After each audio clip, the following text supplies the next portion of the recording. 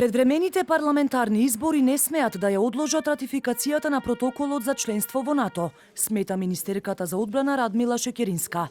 Наспроти собранискиот спикер Талат Џафери, кој денеска уште еднаш повтори дека што меннаш се распушти собранието, нема законска можност повторно да се врати и да го ратификува протоколот.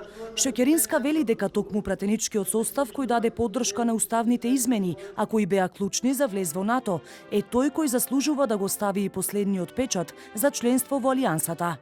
Сметаме дека ќе биде можеби лош имидж за државава, да прави притисок, да прави дипломатски напори, да телефонира кај сите кај кои можеме да телефонираме за да ја забрзаме ратификацијата од земјите членки и кога тие ќе завршат, ние да кажеме, а сега ние ќе почекаме едно 3-4 месеци. Сметам дека тоа навистина не е опција. Сепак во власта се оптимисти дека новата шпанска влада ќе го ратификува протоколот до јануари и дека тој ќе стигне во Македонското собрание пред да се распушти за изборите.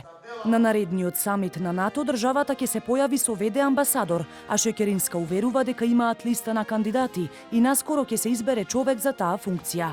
За реформи во армијата по стандарди на Алијансата пак, буџетот за одбраната во 2020 година ќе биде двојно поголем од 2017. До тогаш Шекеринска уверува и дека армијата ќе ги добие ветените униформи, кои поради неуспешен јавен оглас се уште не се испорачани.